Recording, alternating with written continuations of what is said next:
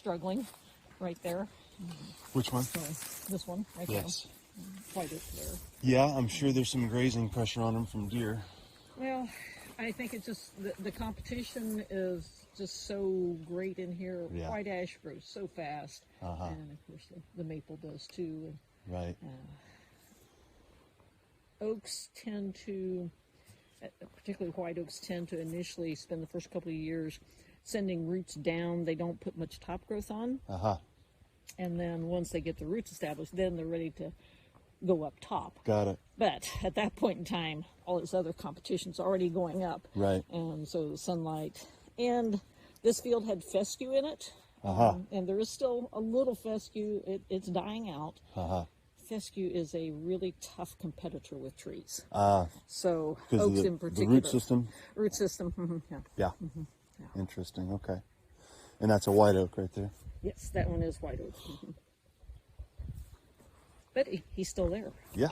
And he's on the side here, so he's going to at least get a little bit more light. Right, too, so. right.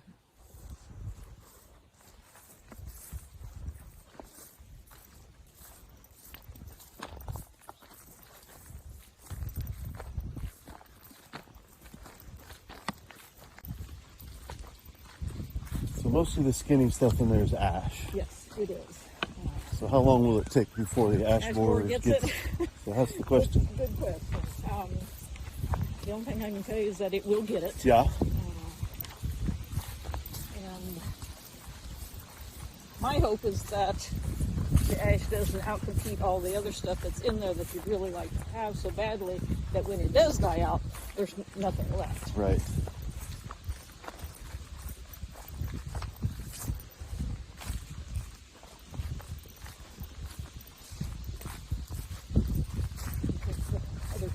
The sycamore here. Yes, lots of sycamore have decided to come in. Yes. Down further, there's a lot of actually really big ones. And I think what's going to need to be done in here, not right away, but within, probably starting in 5 years, you need to start doing a little thinning. In 5 years, no thinning until then. Huh? Oh, I mean, you can if you want to, but I'm just kind of, that's kind of a ballpark time frame. So much of it always depends on how well is it doing right now. Everything responds differently. Well, that's a very nice looking oak right there. But he's had plenty of room to grow. He's just doing great. Right. And all the rest of the competition in there is back a little further. And with the briars around there, that's been helping protect that tree from the deer. And that's wonderful. See cherry over in there. Where's the cherry? The finer leaf back beyond the cedar there. Oh, okay, I see, yeah. Okay. I just hate the fact that emerald ash borer is decimating the ash because it's such a beautiful tree. Yeah. And particularly in plantations like this, it grows so quickly, it makes it look like a woods quicker. Yes. Oh, this is great. This is hazelnut. Let's see. Maybe we planted some hazelnut in here. Yes, it said hazelnut. Okay, good. Glad to see that. Maybe 200, I think? Yeah. Something like that? A lot of times what I'll do in planning a planting like this is to put some of the shrubs on the outside where they're going to do the most good, particularly from a wildlife standpoint. And hazelnut to me is just such a great wildlife shrub.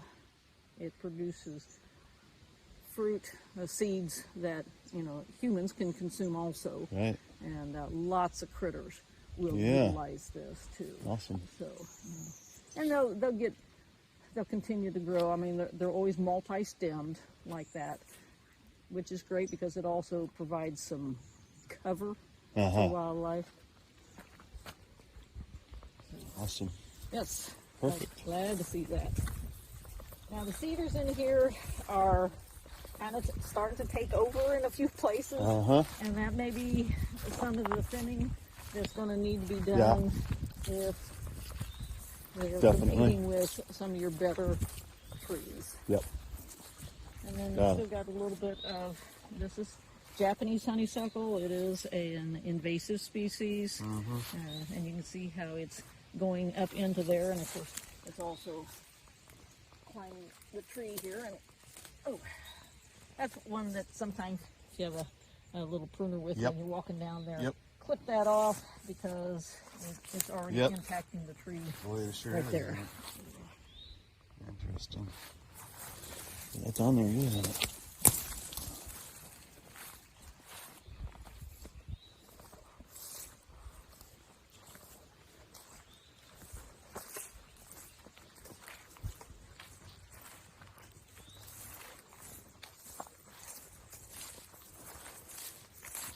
What are you expecting of the land? What would you like to see? Expecting of the land? That's a good question. Well, of course, I'd like to see this flourish with everything that was planted. You know, I really, you know, as far as this goes, I'm assuming this is just going to continue to be wild and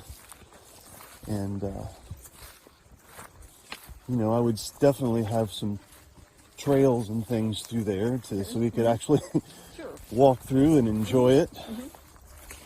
And most of our escapades will happen on that back 40. Okay. Our youngest is a sophomore in high school, so in a few years here we've got freedom to do whatever we want to do. So we'll eventually be living out here and developing the monoculture crop field back into an agroforestry diversified system. Okay. And using some permaculture and agroforestry are the two methods we'll be using mostly there. And so, I don't know, we may eventually down the line possibly look at the possibility of taking a small piece of this, and if the right person comes along, if they want to buy out of just a small little area for to have a residence. If the right person comes along, that's a possibility, but right now it's just going to stay in conservation. Okay. So now at this point, the oaks are starting to, they seem to have done better back in this area, and I cannot tell you why that happened. But all these ones with the orangey color with a little bit of green still on them, and down in through there too, you can really pick out the oaks. They are doing very nicely. Good. Things like that cedar right there is one that, given a couple more years, is probably going to really start to compete against those couple of oaks right there. That's one where I would probably take the cedar out. Got it. And oaks have so much value from a wildlife standpoint. There is no other hardwood species that provides benefits to more species of wildlife. Over 267 species of critters, everything from caterpillars, insects, birds, squirrels, such like that, utilize oaks. And no other tree species that we have will do that, have that much value. And then, of course, if you want to think longer term in production, oaks are always going to be high value from a production standpoint. But to me, you know, trees are a multi-value living thing, and should be viewed that way and encouraged that way too.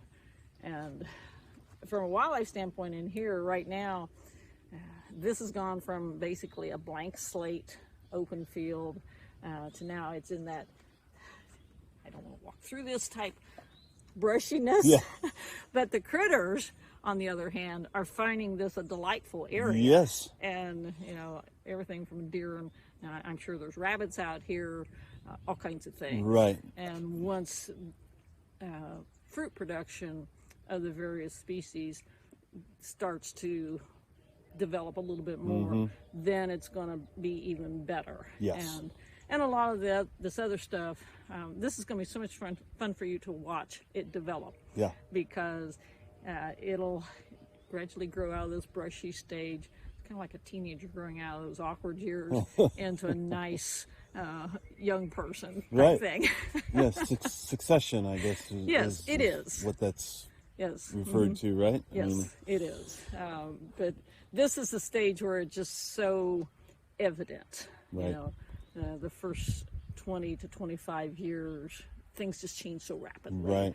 I know Alan from conservation, from the Livonia, or Laconia, the Nature Conservancy office down there. Alan Purcell. Alan, yes. He, my son did a preceptorship with them while he was in school. Okay. And so he asked him to come out. So he walked this, and he said, "This is kind of rare. You don't see many new forests." Right. You know what I mean? It's just, Yeah.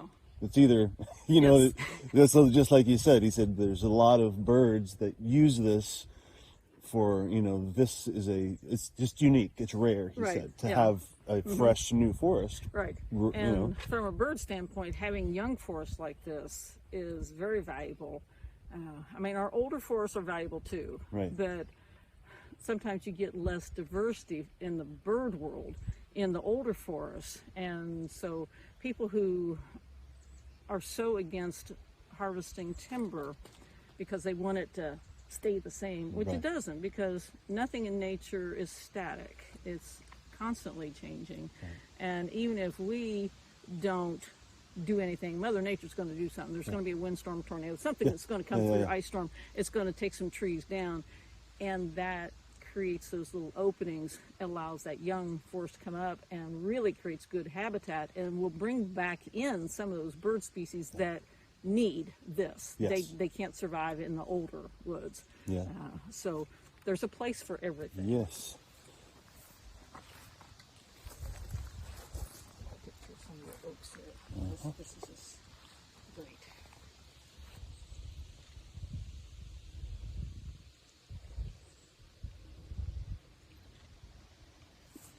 Yes. Yes, Alan talked about the Because of the corkiness on it. The corkiness Yes. of the, yeah. Yeah, and so this tells me that this tree's grown pretty well because it's already developed a lot of the corkiness. If it was a really slow growing tree, it would have some on it, but there's some genetics that come into play too, because I've got a couple of trees at home that I planted 20 years ago. One of them is really corky like this, and the other one only has a little bit on it. So that's why I think there has to be some genetics going on with it. And I guess the acorns are really big on the bur oak too. Yes, is that right? they are. Yeah, so really good for deer and turkey. Yeah. And how long will it take before they start making acorns? Bur oak tends to develop fairly quickly.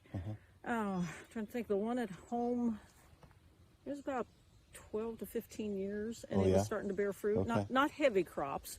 As it gets older, of course, the crops will get heavier. And obviously this is since 14, they did 14, 15, 16, 17, 18, 19. So this is they did this in 2014?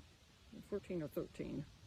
Can't remember. I think it was 14, yeah. So 15, 16, 17, 18, 19. So it's been 5 years. Yes. Yeah. Okay. So if he keeps going the way he's going, I think you will see some stuff happening soon. All right. Now this is Lespedeza. It's oftentimes considered an invasive species. This one tends to come in kind of naturally, and there probably was, I'm trying to remember. Well, it was planted up around the field in the 100-foot filter strip as one of the plants. Okay, and now that's not recommended. Really? For planting because it is invasive. Huh.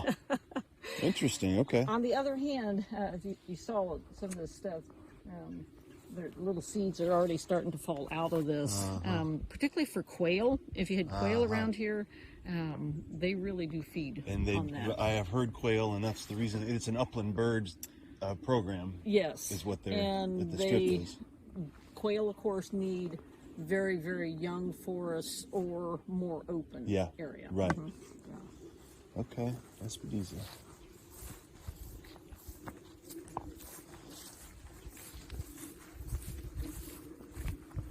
And the nice thing, because there's this property and the adjoining properties are all similar. Also, right. Yes. And so dailies, that's all in classified as well? Wildland? The cabin area. So they bought out like a half an acre or something like that in there? Yeah. Mm-hmm. Yeah, they just didn't put that. Or just didn't put it in? Didn't put it, yes. Got it. Because that's what I tell people, if it's a new application and somebody's thinking about putting in a house or something, even if it's going to be 5 or 10 years down the road, just don't put that area in. Right. Because otherwise you end up paying the back Yes. taxes and penalties, and that can Right. get a little stiff. Right, and that's why we're trying to think ahead. If there's a little piece there, we want to do it sooner rather than later, or Right. else you Yes. end up, yes, exactly. Yes. Mm-hmm.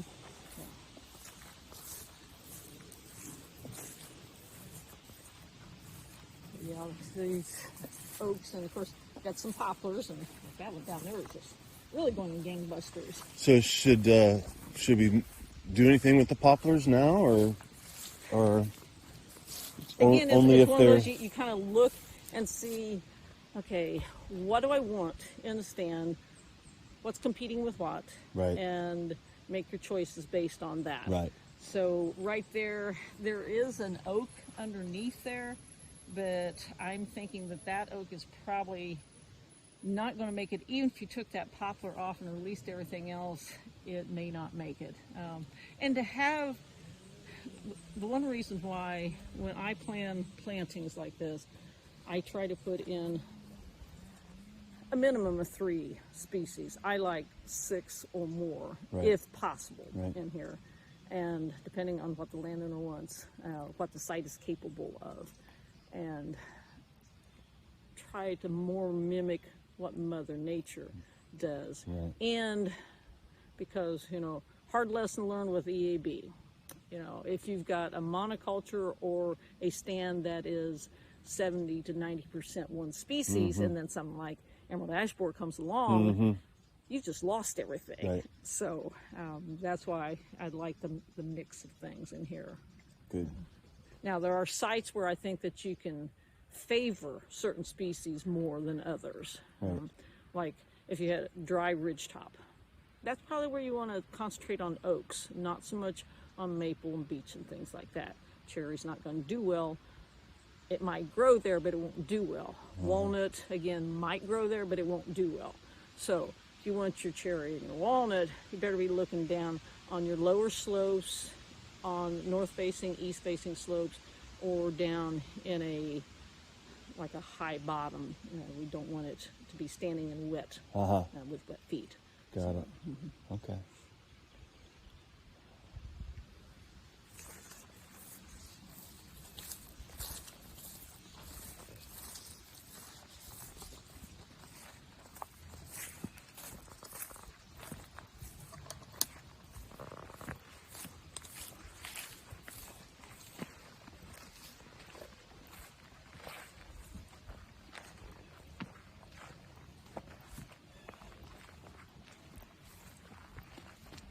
All this stuff here is sumac that will eventually die out, which is a short-lived shrub. And it'll die out in how long? What do you mean? It has a life cycle of just a few years, or I see some pretty big ones. Yeah. Not in here, but like around the field back there. There's some... I've seen them last up to 30 years. Oh, okay. So, of course, everything's relative.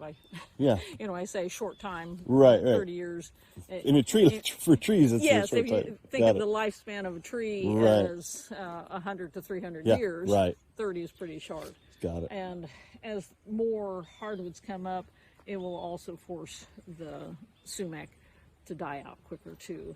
And so don't do anything with the sumac is what you're saying, just like kind of let it again, be. It depends on what you want. See, right here, there's a little oak right there. That might be a place where I might start taking out a few of those sumacs just to give that oak a little bit more light. Oh, yeah, although that he's oak's right in the not middle. doing badly. Yeah, he's and right in I the middle think of it. He's probably competing in next year, if we have a good growing year next year, his head will be up above those sumac, and he'll do fine. And the sumac at that point then will continue to protect it from deer rubs, which deer are an issue because you plant a tree, and the first thing they want to do is come in and graze them off. And then as they get bigger and they get above grazing height, then they want to start rubbing on them. And so they have two chances to kill your tree, which you don't want. Okay. So possibly just kind of give it a little bit of room to breathe there. And depending on how often you're down here and want to do some work, a little at a time rather than making a full scale all the acres at one time. Sure. That can get a little overwhelming. And of course, some of the best time to do that kind of thinning is in the wintertime, but that also means that you need to be able to identify the stuff that you want to keep. Yes. So the fall, in my opinion, is like, okay, I can see that this one still has its leaves, and I can do more with leaf identification than I can with trunk identification, for sure. The nice thing about these oaks in here is that because they're still young, they will tend to hold on to their leaves a little further into the winter time than normally in a wooded situation. The older oaks won't do that. Interesting. Yeah. So this looks like it's kind of a little more of a clear or it's not as thick, you're right, but there are still some oaks out there, several oaks. Yep. I'm looking around there, and I think this is one of those that have a little patience. Right. And it will get there. Okay. So if you see any of the other trees besides the oaks that were planted like the hazelnut, could you please point those out? Because I would, I don't. I think that right over there, the multi-stem one, I think that's another hazelnut right over there. Straight in there. Yeah. Oh, straight in? Yeah. Yep. Okay. And then of course this is redbud, which I'm pretty sure we didn't plant, but that's okay. This is redbud right here? Yes. Okay. Nice. So, no, there was no redbuds on that sheet. No, but they're going to come in. I mean, there's redbuds along this over here, all along there. That's redbud. So, oh, okay. Got it. This is a good place for them, and so this is just going to add beauty as the years go on too.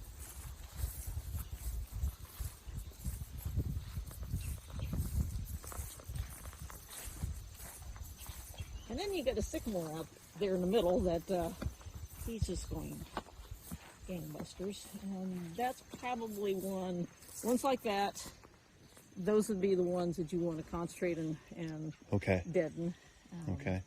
Now, I say deaden, and that means you can either cut it down if you're comfortable cutting with a saw or anything. If not, particularly on larger stems, you just take your chainsaw and make a complete circle all the way around. So that's a tree that small. By the time you make a circle, the tree's going to fall anyway. So that one's not too much of an issue, but otherwise it becomes a safety issue. Right. And say like if you were doing that type of work, release work in this older woods over here, I would encourage you to not fell trees, to just go ahead and ring them, leave them stand, one, so you're not attempting to fall and have something hurt you. Right. And two, you want to make sure that you're not felling a tree into the tree you're trying to save. Right. And three, leaving that tree standing dead is good. A healthy wood should have dead trees in it. And that sounds like it's contradictory, but it's so true. Yes. Because those dead trees are drawing in insects, birds, and other wildlife, and that is a great benefit to the woods. So.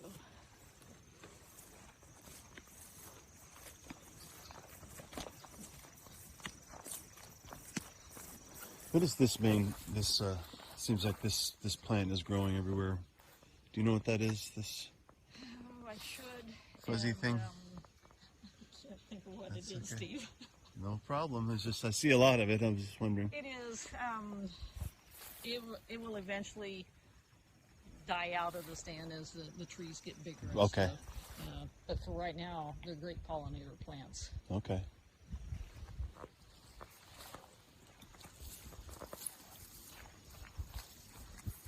I see lots of the oaks through there. It's a nice stand over. Yeah, and like I said, for some reason, this half of the planting seems to have done better as far as the oaks than the front half. I don't know why.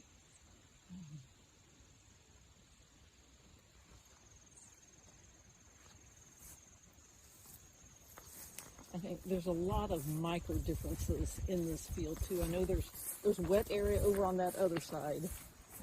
In fact, when Justin was planting, they couldn't plant through the one area, and they had to wait a couple It was weeks. too wet, huh? Yes, and then he came back and hand planted in the rest of the trees that he had to plant.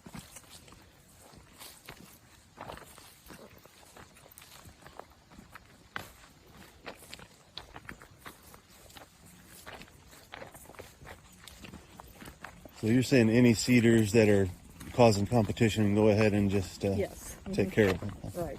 Like right in here where you get several good oaks. Probably time to, you can start working on the cedars Got in it. here. And the nice thing about cedars is that they make great brush piles.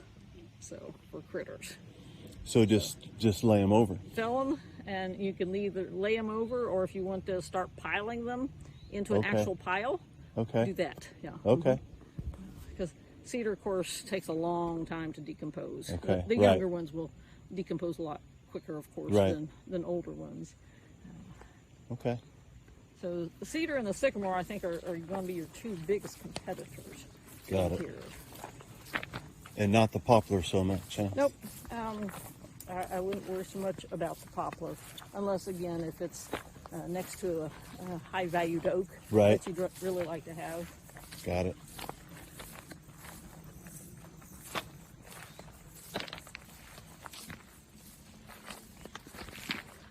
And of course, blackberries, don't worry about the blackberries. Sure. Those are fantastic. Yep. Indeed. Indeed. For us Yes. and the critters. Yes. I think it's a pretty good blackberry year this year. Yes, it was. There's a lot of berries out here. Yeah. Now, one thing I saw one back there, but there's a small grapevine crawling up through those ash trees right there. Some point in time, Where's the ash? Where's the? Yeah. Where are you right talking? here in front of the. This is Oh, I see the right there. grapevine. Yep. The grapevine going up there. Yep. So that will become a problem. Got it. Too.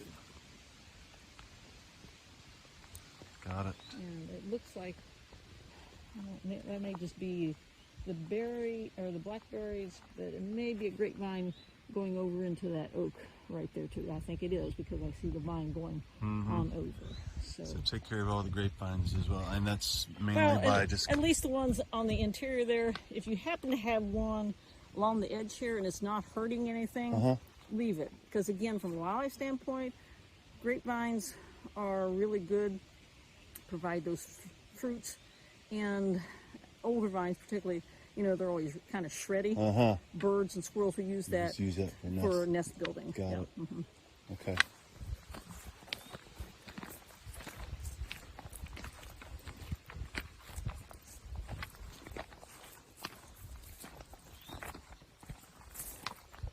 I should not complain about the sun being out, but it's really a problem hard to looking into Yes, it. I know. And this time of year, it seems like it doesn't matter which direction you're going, you're always looking in the sun. Makes for poor videography as well. Yes.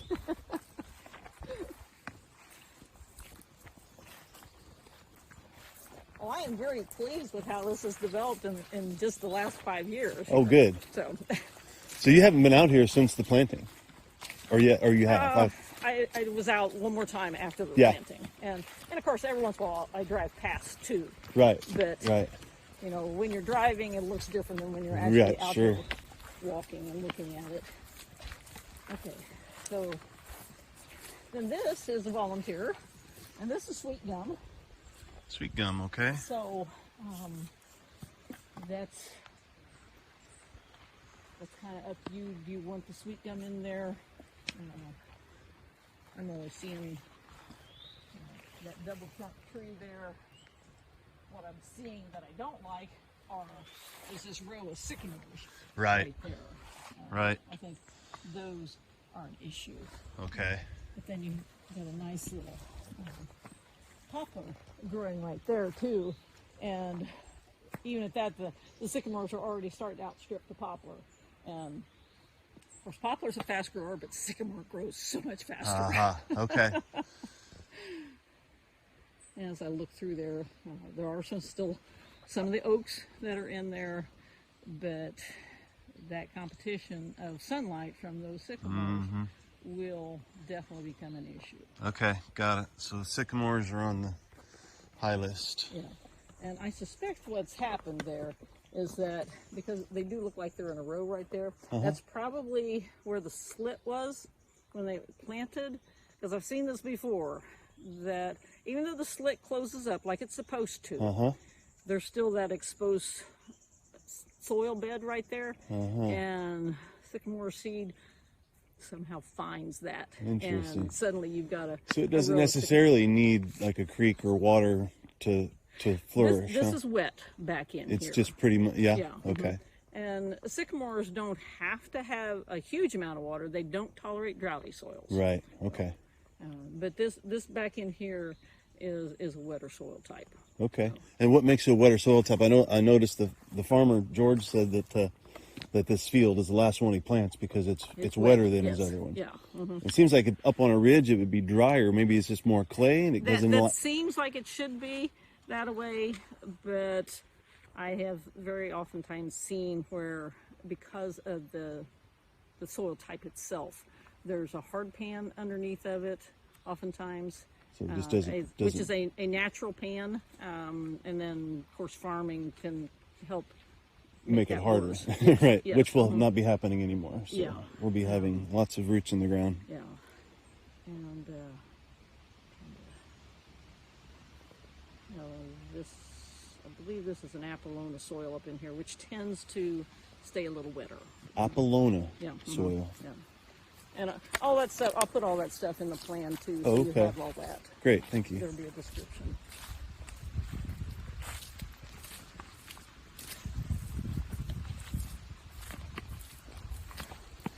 Now, is this property in any type of program? No. No, it's not. I had walked that property several years ago with a family, and they didn't do anything. And then a few years later, they had a really destructive harvest in there, and then they split the land.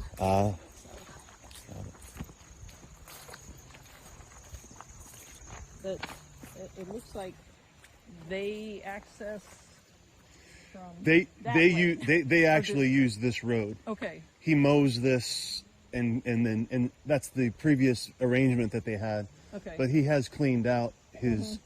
This was growing over, but he had somebody re-clean it. And I don't even know who owns this over here now at this point in time. Yeah, it's a gentleman from Indianapolis. Okay, all right. He comes down and hunts. Or he mows and hunts. Because it was a local family that had owned it before.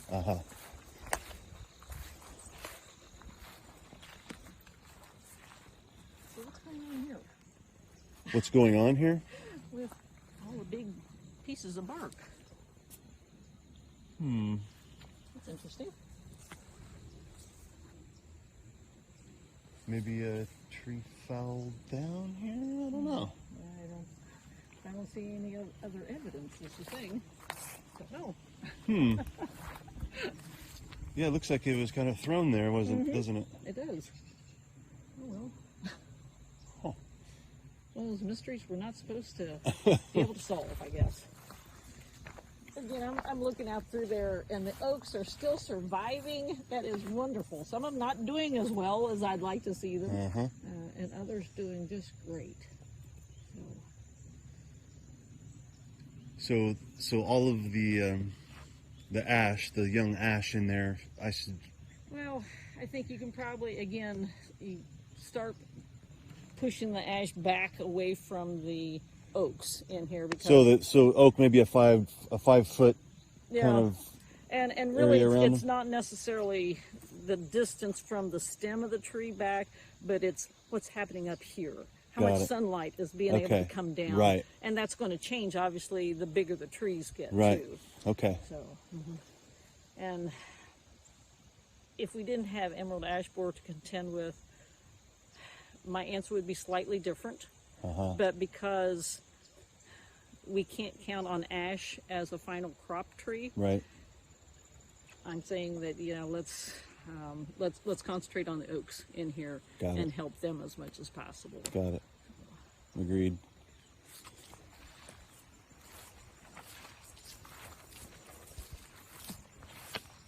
I wouldn't take out ash just because they're ash in areas where there's nothing better, because you want to maintain as much woody cover as possible. Right. So, okay. So where they're, like I said, where they're competing with your better trees, then you can start moving them out of the stand.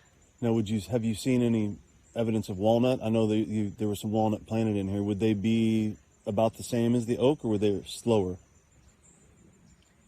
Kind of depends on the exact site. Yeah. Okay. I've seen walnut grow pretty decently. It's not a huge fast grower. Right. I would call it more of a moderate grower. And no, I have not seen any yet. Okay. So I'm hoping that there's still some in here. The problem is that, of course, a lot of the walnut has already lost its leaves, and so it makes it a little tougher looking into the sun to find those buds.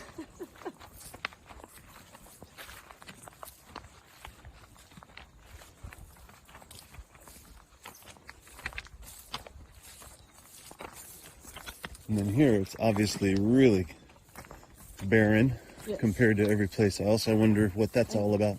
This is one of those wet areas down in here. Oh, it's just wetter in here. Okay. Yes.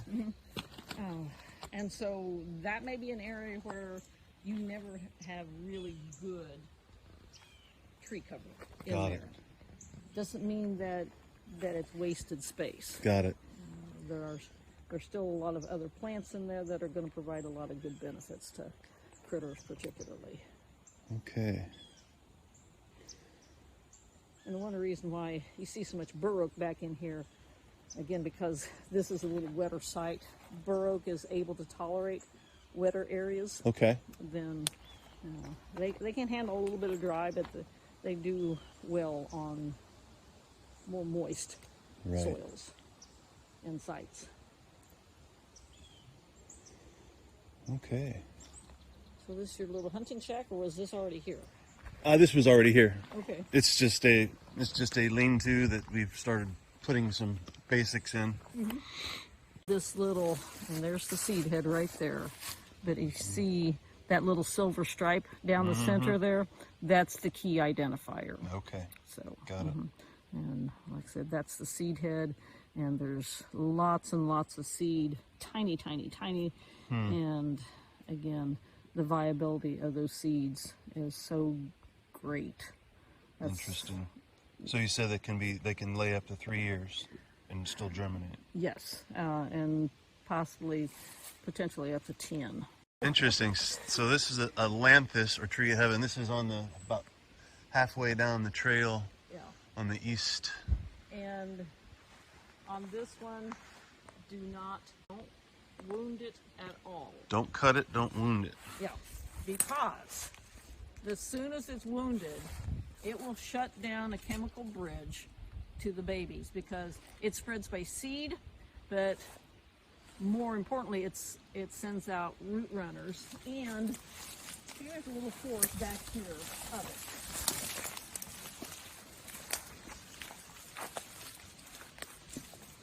And this is another one right here. All of these are root shoots. And they're going, I see one even down into the drainage area right there too. So I'm telling you, don't wound it, but you do have to kill it. The way to kill it is what's called a basal bark treatment. So Okay. you use an appropriate herbicide, and you actually are spraying the first 15 to 20 inches all the way around the trunk of the tree. That's how you kill it. Okay. And it's a sneak attack, like the military. And the tree doesn't know anything's happening to it until it's way too late, so it can't shut that bridge between the parent tree and the offspring over here. Now, offspring like this, it's hard to spray around without getting stuff other places. Right. So, way to overcome that is you either wait until most of the rest of the green has died down, and then you spray the tree and treat the babies here too.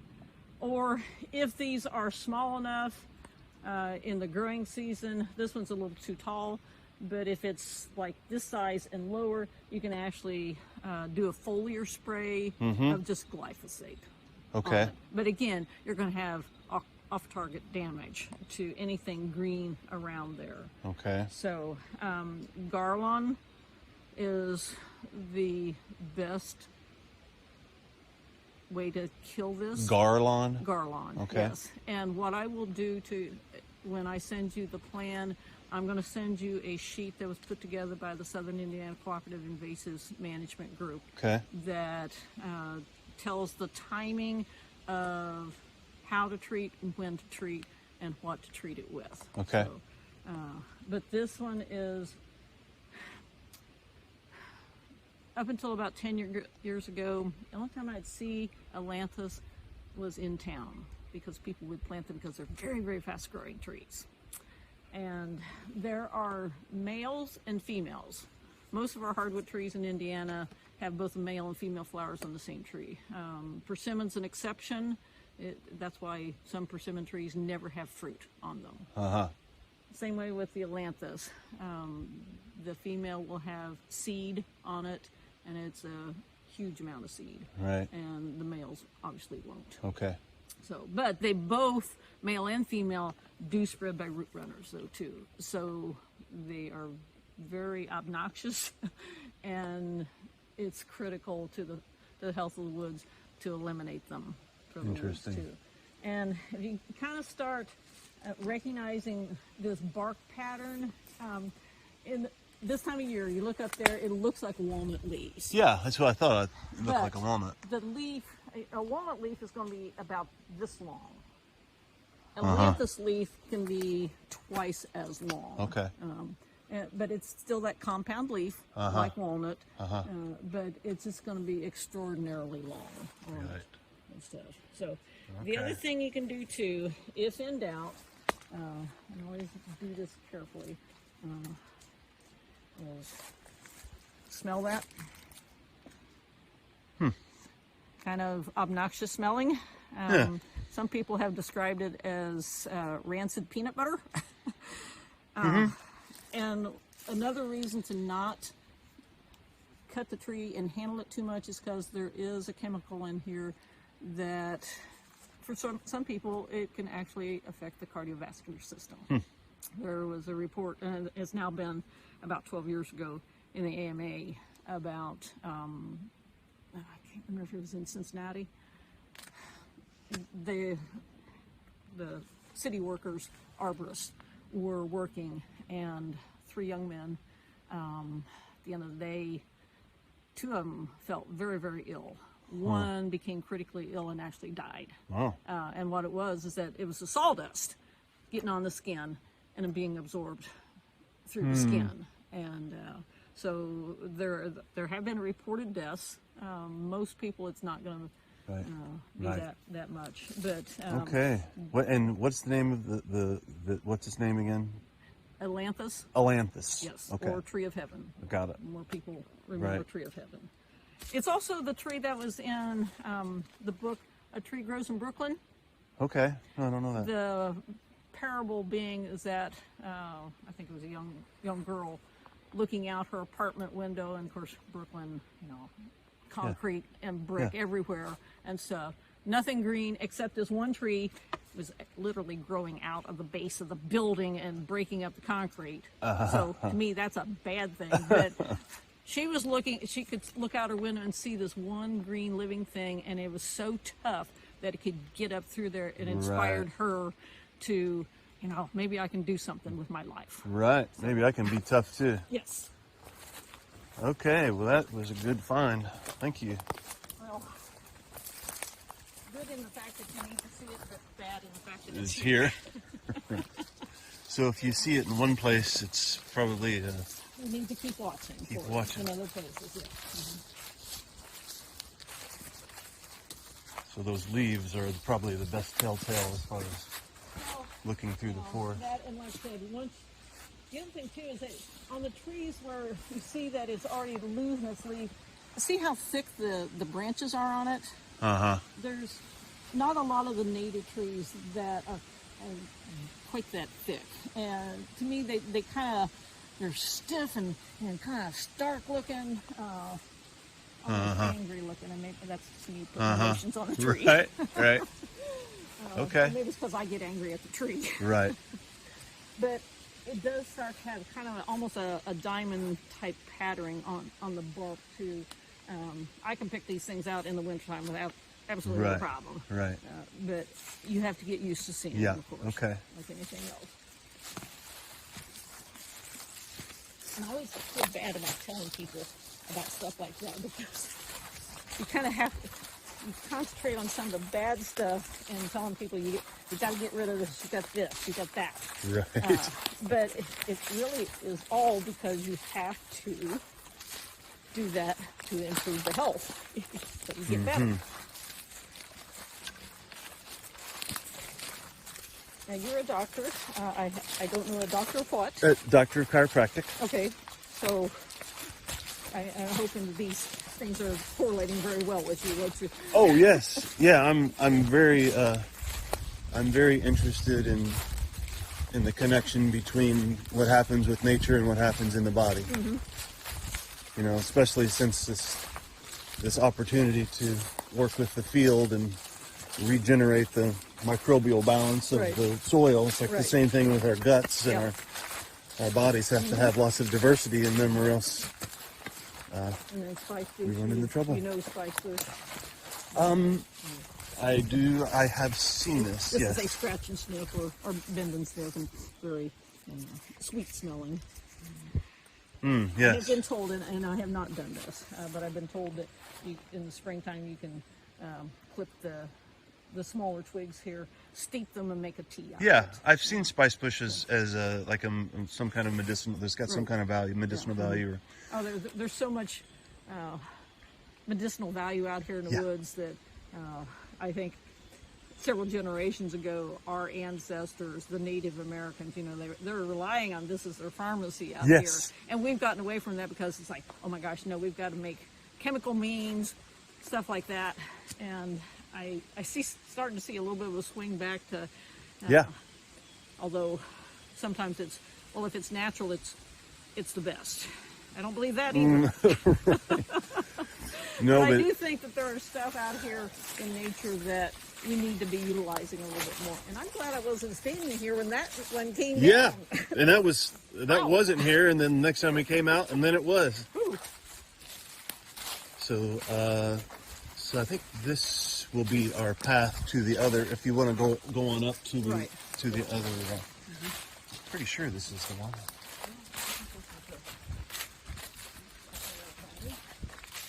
Yeah. And shagbark hickory probably looks the closest. So this is pawpaw. This is pawpaw. Okay. But pawpaw, this is a single leaf right there. That's the leaf. Oh, okay. It. Where if this was hickory, there would be anywhere from 5 to 9 leaflets. Aha. Yeah. The other nice thing about pawpaw, this time of year, you can kind of see pawpaw and look up through there. There's quite a few of them. They're starting to turn that banana yellow, which is appropriate since it's Indiana banana is the other name for it.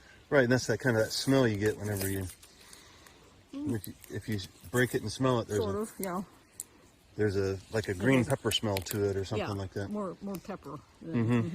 But the other thing too is that these buds right here, and that one's not a great one, but they're usually kind of long and soft, and they're more of a soft brown color.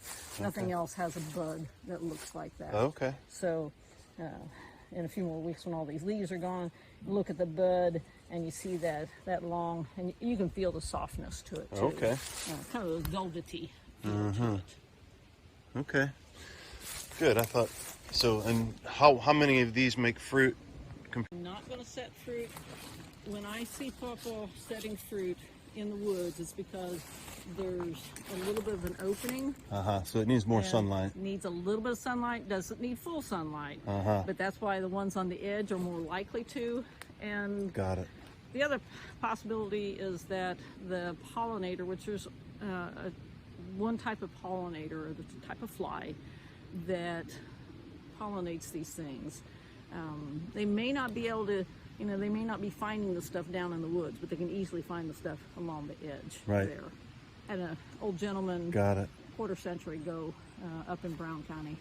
He's now gone, and he was telling me, yeah, if you want to have pawpaws, what you got to do, you got to get yourself a dead cat and throw it underneath there, because the fly, it's a carrion fly, would be drawn to the smell. I think the guy didn't like cats too. Yeah, but that's the pollinator. Yes, it is. Interesting. Because it's kind of a bell-shaped flower, kind of a dark purplish color. It's kind of a pretty flower, but it has kind of a stinky odor to it. Okay. And so, I guess it kind of smells like carrion to this particular fly. So he was just helping it along by getting rid of unwanted cats, I guess. Interesting. But pawpaw, of course, all these down in here are probably genetically identical. They again spread mostly by underground root systems. Okay. Some by seed that the critters are going to deposit. Right. But again, cancer drugs. We know that we can extract cancer drugs out of pawpaw. And that market seemed like it kind of went great guns here about 15 years ago, and then it's died back. Okay. I do know of one older gentleman here in the county. He's one of those old guys that just kind of lives off the land, does a little bit of everything, and supplements his income by a little logging, but a lot of root digging and stuff like that. Right. But he also cuts pawpaw. He's got a place there by Orleans, and very, very rich woods, and so it grows a lot of pawpaw. So he'll go in and whack it all down, and stems and all, and then he's got a place, a guy in Missouri, that he sells it to, and then that guy ships it out to the lab in Colorado. And then, of course, the pawpaw regenerates itself very easily. So. Okay. Interesting. But again, when I see pawpaw in the woods, it tells me something about the area itself, because pawpaw likes rich, moist areas. Okay. And so that tells me there's the potential to grow some good trees on here too. Got it. So, and this woods, that pretty much holds true. You look in here, the trees are, they're not huge in size yet, and that's because of past mismanagement. But they've got the height on them, and it's getting taller all the time in here. And I think the quality is pretty decent in here, and that quality, of course, will continue to get better as the trees get bigger too. So. And of course, we've got sugar maple right there. Not a surprise, we're down in the valley. That's sugar maple and beech. This is the type of area they like. Get up here a little bit more on the hillside, we'll start picking up a little bit more oaks, because it's getting a little drier up there. And they like it drier. Oaks. Red oak likes a little bit more moisture. Black chinkapin. So is that a red oak right through there? There's a red oak right there. Mm-hmm. And the one in front is poplar. That's the poplar. Oh, that's poplar. Okay. Yeah. And I'm thinking that this one right here is a chinkapin oak. Is it what? Sorry. Chinkapin oak. Oh, chinkapin oak. Okay. Yes. If you look at the leaves on it, you look up there. It doesn't have the typical white oak leaf. It is a white oak. It's remember the white oak side of the Which one are we looking at here now? Using that white oak one right there. It's a double tree. Oh, this one. Okay, Yes, got it. But you see, the bark is a little bit rougher on it than regular white oak. They are very, very close cousins. Oftentimes the wood can be sold. Pin oak often does not get that veneer quality to Got it. that white oak does. Got it. The grain's a little bit darker, the wood's a little bit darker in chinkapin than in white oak too. So. Okay.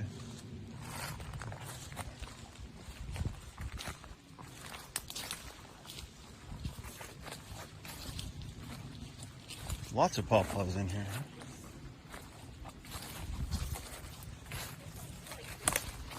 Pawpaw and spice bush. Okay, that's a spice bush right there.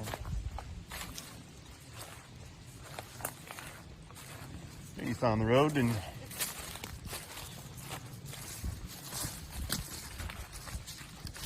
And sassafras are the two hardwoods in Indiana that can't make up their mind what type of leaves they want to have on them. oh yeah. Most of the time, it seems like they've got all three leaf shapes on them. They've got the mittens with no thumbs, with one thumb, which could be on either side, or it's got the two thumbs.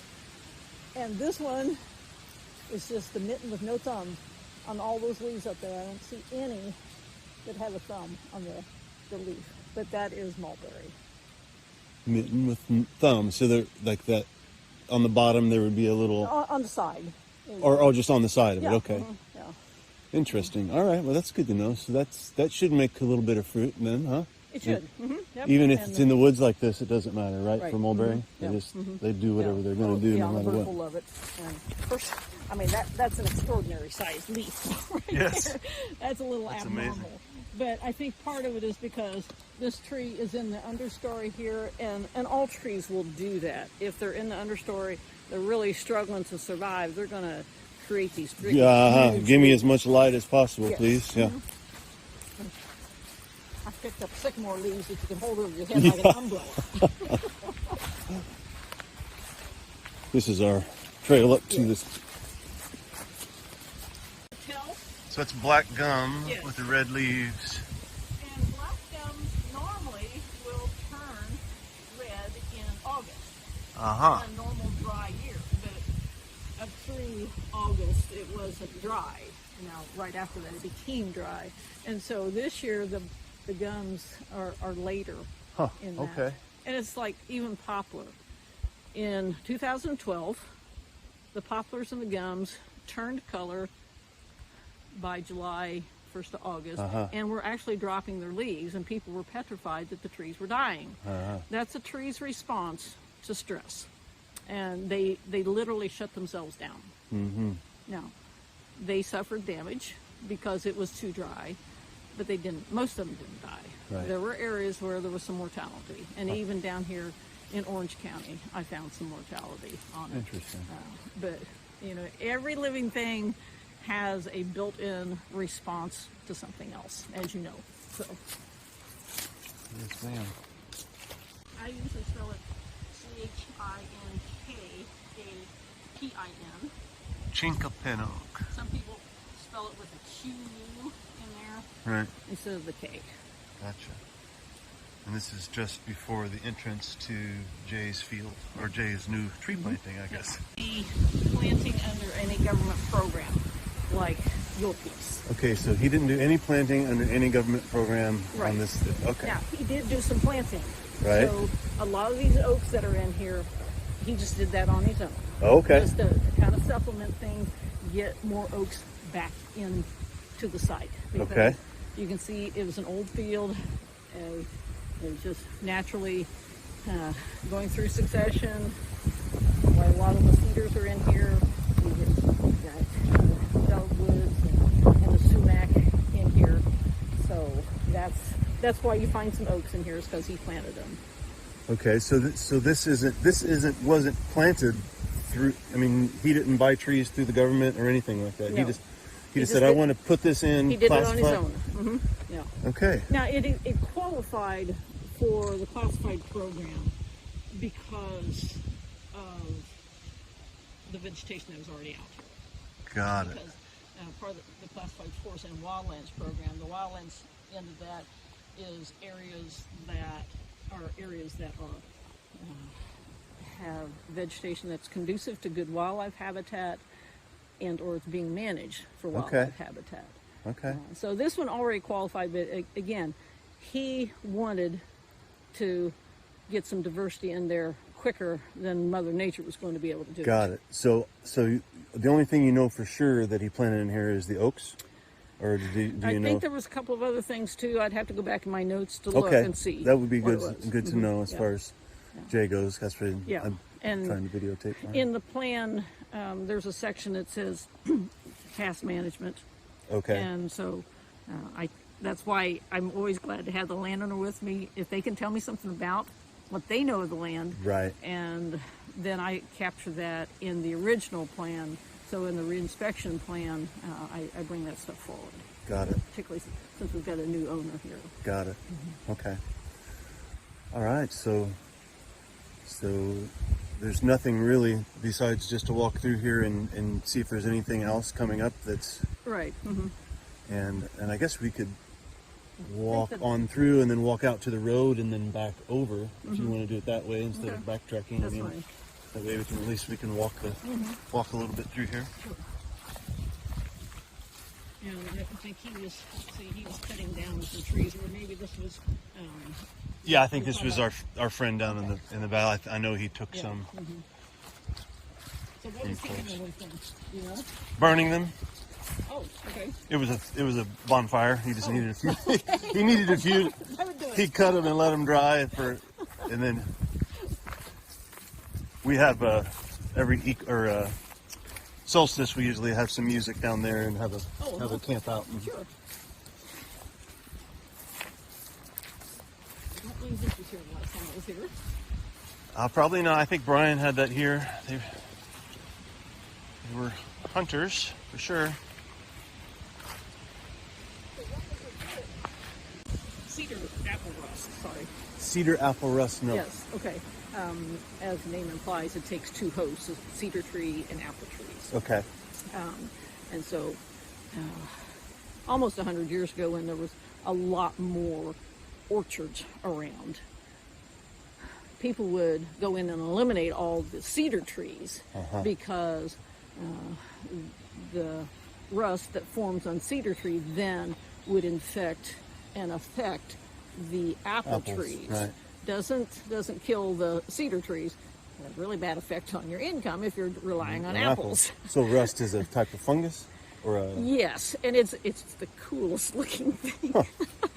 When I thought we were going to have a nice outbreak this year because conditions have to be just perfect, temperatures have to be just right, moisture levels have to be just right, and all of a sudden, I think it was the temperature that went away. And so we didn't have the outbreak that I thought. But on the cedar trees, in the wintertime, you might see a round ball like this, kind of, like, almost looks like a leather hacky sack. Okay. And then in the springtime, it begins to open up, and it has these fingers. Gelatinous looking fingers of reds and oranges and yellows. And it's really cool looking. It's kind of ghoulish looking. And I'm positive that people in Hollywood, they don't have enough of an imagination to make this stuff up. They go into nature and look at things, and that's where they get all their ideas for these horror movies. But like I said, 2 years ago, we had a pretty good outbreak of it, and then I thought it was going to be pretty decent this year, and it just disappeared. I tend to kind of pull some of them off my trees just because they can do some harm to the tree, to the cedar tree, but not a huge amount. And I don't have a lot of cedar trees on my property, and I'd like to keep some around. Right. In here. And so, how would you manage the cedar trees in here? In here, I would do the same thing as over there. Where the oaks are in here, I would start knocking these cedars back. It's like this oak right here that's getting there's shade. Right here. I would take those out. Take this. And I might take all three of these. He's got oaks planted all along there. Right. So I just take them all out. In other places, Got it. I'd probably leave them. If there's some places where it's competing with some of the poplars or other things. This soil in here is very poor. You look at the stuff in here. This is old broom sedge in here, worn out land. Wasn't treated well over the years, and so fertility is very low, and cedars are very happy on low fertility land.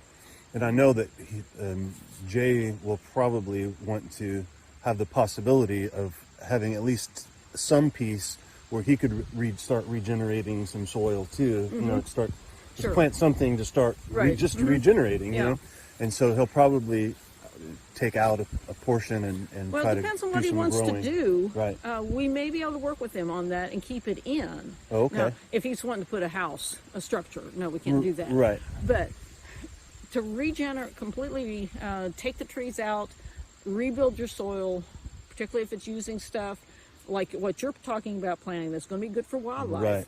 That still fits into the program. Okay. We just need to get it documented in the plan that this is what is supposed to be happening here. Now, if he's going to plant it and be taking a crop off of it, no, we can't do that.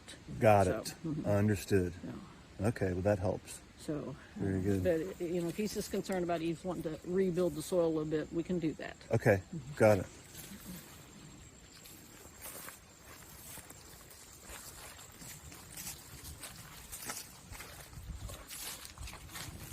This is probably an area where I'll move the trail over here. I take out some of these trees along here, and so I don't keep bunging up at the little oak trees right here. Right. Now this is an issue, and I see there's a flag on it. Flag on it. It's autumn orange? This is autumn olive. Olives, right. Autumn olive. Yeah.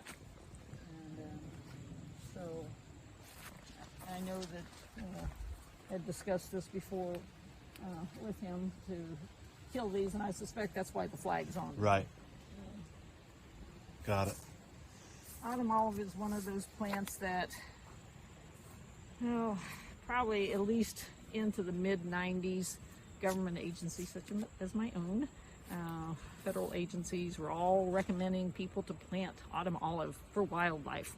And I'll be honest, when this thing blooms, it has little tiny yellow flowers that are sweet, overpowering. Fragrant, right. Brings the bees in like crazy. Yeah. I mean, the whole bush is just alive with bees and stuff. But then, of course, those flowers turn into fruit, which the birds feast on, and birds fly off. Yeah. And do what Right. do. So, once we figured out how invasive it was, we thought, okay, probably not a good idea. So now we are actually paying people to get rid of this stuff in areas where it's really thick. Okay. So, and what's the strategy for getting rid of it? What do you do there? you can, like this one where you can actually get into it, you can just cut it off and then treat the stump so it doesn't resprout. Okay. Treat the stump with? Tordon or Garlon. Okay. You said Garlon, you said that earlier. Yes. Now I know that Alan mentioned that some trees will take it down and spread it around, will take the poison in and kind of push it through the soil and obviously kill everything that's around. Is that a... Tordon has that capability. There's only a few species, though, that you really need to be careful of, and that is the two main ones are yellow poplar. Okay. Because it can kill other yellow poplars. I've also seen it affect spice bush. I don't get too excited about that because there's usually plenty of spice bush around. Spice bush sometimes can get almost invasive because of thickness. It is a native species, though. So, got it. So a lot of people are moving away from the Tordon and going more towards the Garlon and some other chemicals too. Okay. But Garlon would be what I would recommend on this one. You can also do the basil bark on it, like I talked about with the Ailanthus tree, where you're just spraying the basil bark with the Garlon, right? The stem. Got it. But you have to get every single stem of those. Got it.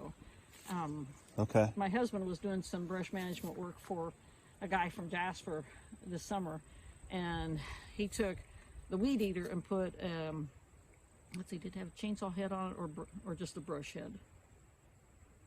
I can't remember which one he used, but it works very well because you see how big and sprangly this thing is. And sometimes you can't get in there, but if you've got the weed eater, you've got that extension there, you can just get in there and just buzz that off. Zip it right off. Yeah. Got it. But you do have to treat the stump, otherwise it will come back. And it'll be worse than ever. I see. All right. But the other strategy that some people will employ is they'll cut it off, let it re-sprout, and then come back and spray those sprouts as a foliar spray. Got it. And now, is there? You have to get them when they're still small the first year. Now, Lee was talking about. He said some people. He said used. He said success with some salt to possibly. Does that work? I mean, there's probably. I mean, obviously there's. Trying to be organic as possible. I mean, I know that you're going to have to use. To me, that's kind of an old-time remedy. Yeah. I don't particularly like that. Yeah. Because I think salt can be very toxic out here in the landscape, and so more toxic than the Tordon or Garlon, or well, I mean, how does that relate? The other thing, though, too, with the salts is that critters are going to come and feed off of it, also. Okay. With the chemicals, that's not usually an issue. Okay. The chemical is going to dry and get absorbed into the bark quickly enough that nothing's going to feed on it. Okay. So, I didn't know if there's any organic solutions for killing trees. I mean, that you've come across. I know that's a tool of the trade. Yeah, and it again. The chemicals are, but things like garlic mustard. That one, instead of spraying that one's one to easily pull out of the ground. It's a good mindless activity. Yeah. But as far as trees, trees go, as far as trees are concerned, the only woody one that you can do something like that is bush honeysuckle. Okay. And you can do that through the winter when it's not frozen, and early spring when the ground is still soft, and then into the fall when the ground softens back up. If the tree is small enough, you can literally yank it out of the ground. Got it. So, and that's what we've done on our place. It's a combination of yanking things out, and then the ones we can't, then we'll cut and treat. Okay. So, or spray and treat. All right. So autumn olive. Mm-hmm.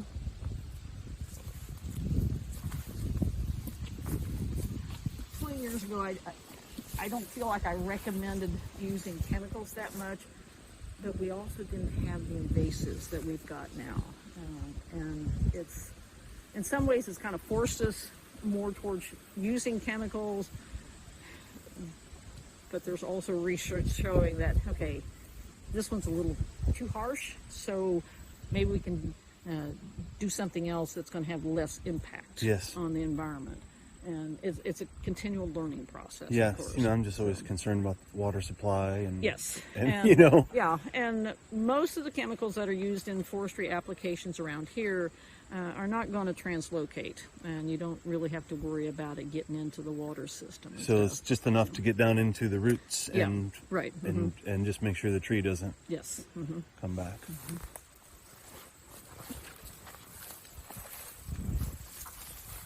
That oak there's got some teeth to it, doesn't it?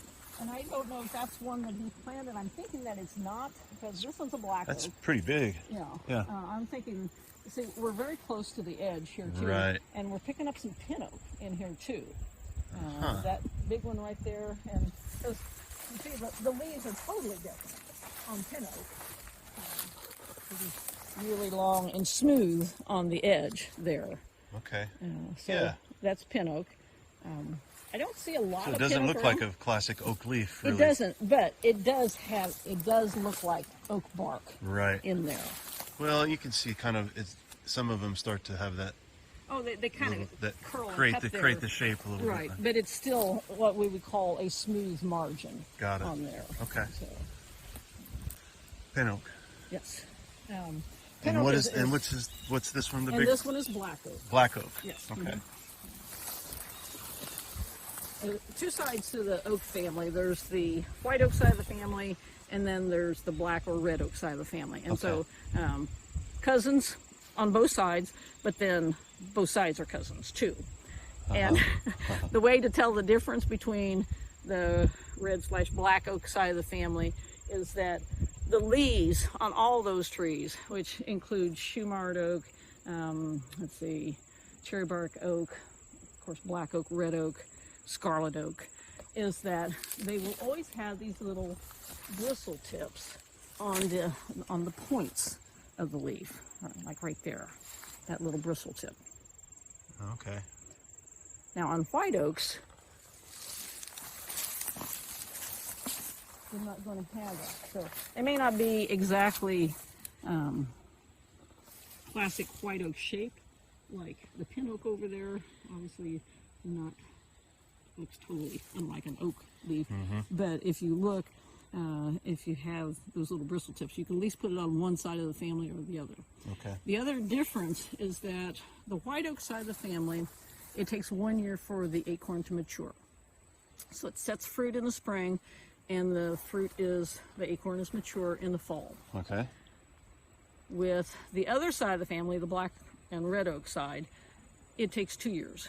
They set fruit in the spring, they don't mature that fall, they grow through the next year and into that fall. Then the fruit is ripe. Now, this year there are very few white oak acorns around.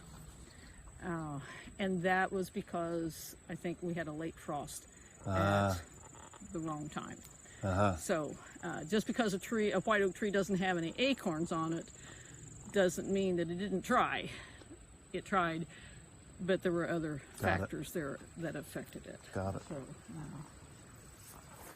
and of course, if you're a deer hunter, you always want to know where your white oaks are at because they're the sweeter acorns.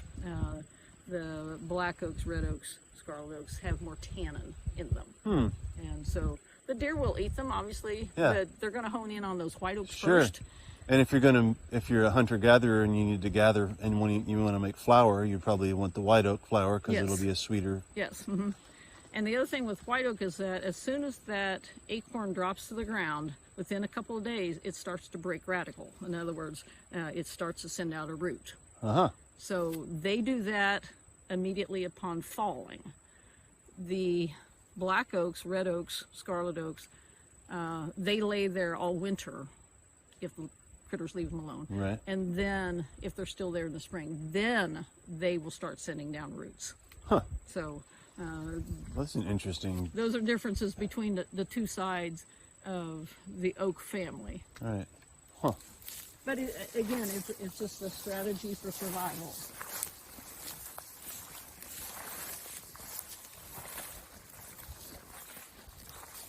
Pretty color right there. Is that the black gum again? I think it is. Looks like that same color of leaf.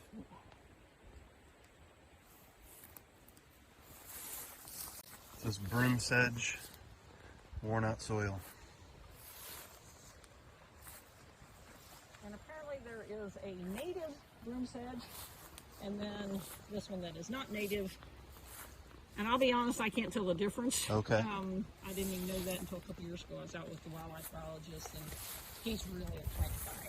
And he was telling me about it. And even he was struggling to show me Tell the difference. Are controlling some of this honeysuckle back. Okay.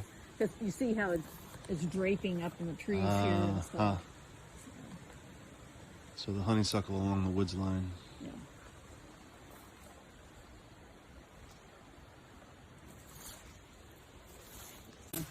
Green tree on the other property. Okay. That is one of the ornamental pears. And those things, the worst place that I remember seeing them the first time was up around Crane. And what had happened at Crane was that before Crane became Crane, there was a nursery up there. And then when the federal government purchased the land up there, they maintained that nursery. And that nursery was growing ornamental pears. It was probably a Bradford at the time. And then they started growing a different type. I don't know if it was a Chanticleer or what it was, but a different variety of pear. Well, all the pears are sterile with themselves. Okay. So they can't fruit themselves. Fruit, right. But when you have another variety of the same thing, then they can cross. And that's where the problem began. And if you would go up north of Lagodi on 231, as you get up close to Crane in the springtime, the whole woods and fields back in there are just totally white.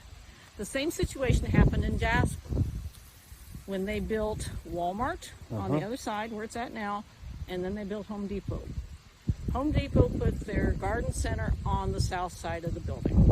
Walmart put theirs on the north side of the building. It only took a few years, and suddenly all that land behind there, and again, you can see this in the springtime, turns totally white because each of them are carrying different varieties or two different varieties, and these trees are standing there long enough that they produce fruit, and they're spreading through the landscape, and they are a tough tree to get rid of. So the point of all this is that because there is one here close by, watch your land. He needs to watch his land right here. Right. And in between too, a bird is going to bring some fruit sometime, and it may get started on the property. All right. So if it does, if you see an ornamental pear start anywhere on your property, get rid of it immediately. Got it. So Okay. don't let it have a chance to get going anywhere. Interesting. All right. Thank you.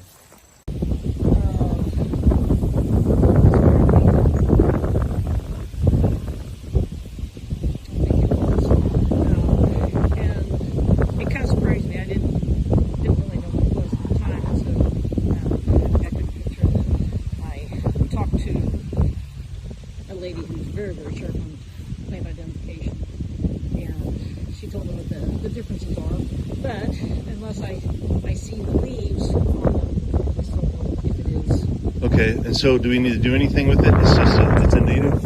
Well, if it's the native clematis or clematis, then you're okay.